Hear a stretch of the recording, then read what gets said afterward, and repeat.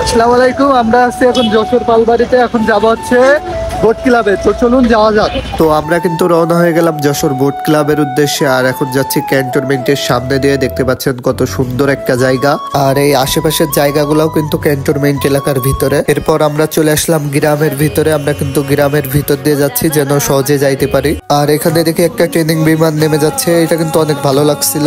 এরপর আবারও আমরা রওনা হয়ে গেলাম বোট ক্লাবের উদ্দেশ্যে। তো আমার সাথে আছে তানভীর ভাই, আমরা কিন্তু বাইক নিয়ে গেছিলাম।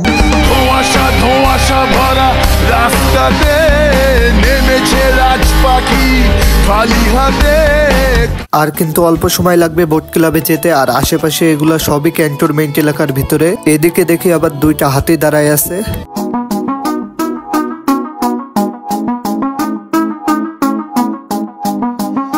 তো আমরা কিন্তু প্রায় চলে আসছি বোট ক্লাবের কাছে। ওই যে সামনেই দেখা যাচ্ছে বোট ক্লাব, আর আশেপাশে কিন্তু সেনাবাহিনীর ফায়ার রেঞ্জও আছে। তো ফাইনালি কিন্তু চলে আসলাম বোট ক্লাবে। এইখান থেকে টিকিট সংগ্রহ করে ভিতরে যেতে হবে। তো চলুন।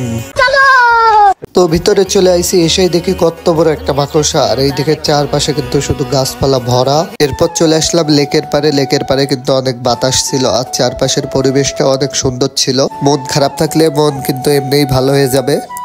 এরপরে এখানে দেখি একটা জলপরি দাঁড়ায় আছে। তো যেই কিন্তু আগে একটু আদর করে দিলাম, দিয়ে একটা সেলফি।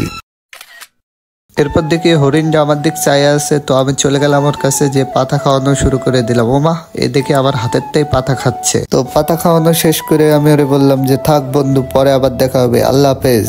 এরপর চলে আসলাম বাদরের কাছে। বাদরটা অনেক শান্ত ছিল, তাই ভাবলাম কাছে যে একটু কথা বলে আসে। কিন্তু যেই কাছে গেছি, শুরু হয়ে গেল এর কাহিনী।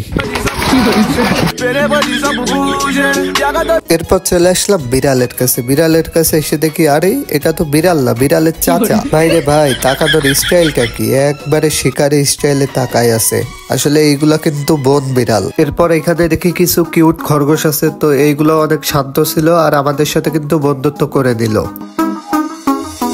এরপর চলে আসলাম সেই পুরনো শৈশবে। উঠেই আগে দোল খাওয়া শুরু করে দিলাম। আমাদের মতো কে কে ছোটবেলায় এমন দোল খাইছেন অবশ্যই কমেন্টে জানাবেন। তো এই ছিল বোট ক্লাব পার্কের অল্প কিছু ভিউ। এছাড়া অনেক কিছুই আছে, আপনারা চাইলে এসে দেখতে পারেন। আর আমরা কিন্তু মেনলি গেছিলাম এই জায়গাটায় ভিডিও করার জন্য। এটি বোট ক্লাব পার্কের পিছনেই। এখানে বাংলাদেশ সেনাবাহিনীর ট্রেনিং করানো হয়। রোজা রেখে আমরাও একটু ট্রেনিং করে নিলাম। আজকের ভিডিওটা এই পর্যন্ত, দেখা হবে নতুন কোনো ভিডিওতে।